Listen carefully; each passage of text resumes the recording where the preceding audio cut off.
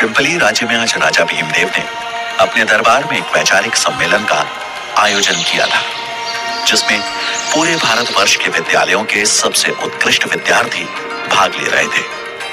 भाग ले रहे सभी छात्रों के लिए दान दक्षिणा थी और जीतने वाले उम्मीदवार के लिए थी राजा के मंत्रिमंडल में मंत्री पद की कुर्सी। इस सम्मेलन में तक्षशिला का प्रतिनिधित्व कर रहे थे वहां के सबसे होनहार छात्र चाणक्य।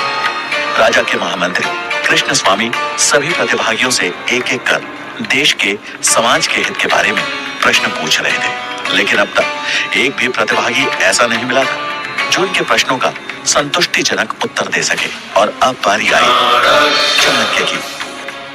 उन्होंने राजा और पूरे मंत्रिमंडल को नमन कर अपना परिचय दिया। मैं चाणक्य पुत्र चाणक्य इस सम्मेलन में अपने महान विद्यालय तक्षशिला का प्रतिनिधि बनकर आया हूँ। अब मैं कुछ प्रश्न आपसे भी पूछूंगा।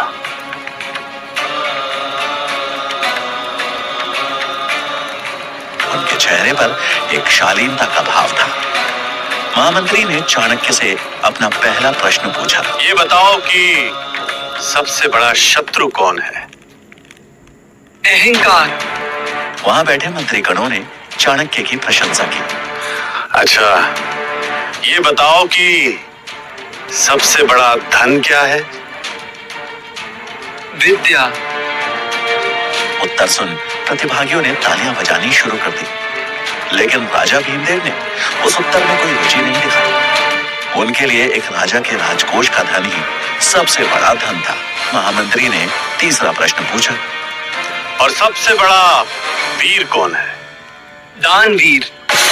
चाणक्य का ये उत्तर राजा भीमदेव को चुभ गया। उन्हें लगा मानो चाणक्य उनकी संपन्नता, उनकी वीरता का उपहास कर रहा है।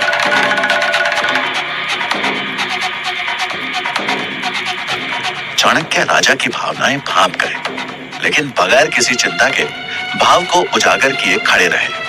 वहां बैठे प्रतिभागी और मंत्रिमंडल ने जब राजा को देखा तो वो सहम गए।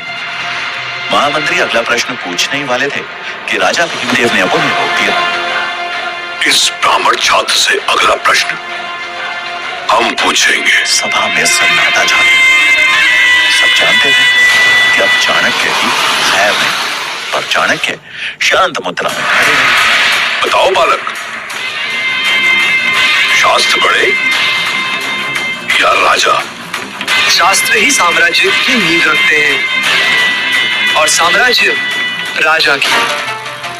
यह सुन राजा भीमदेव से रहा नहीं गया और वो अपनी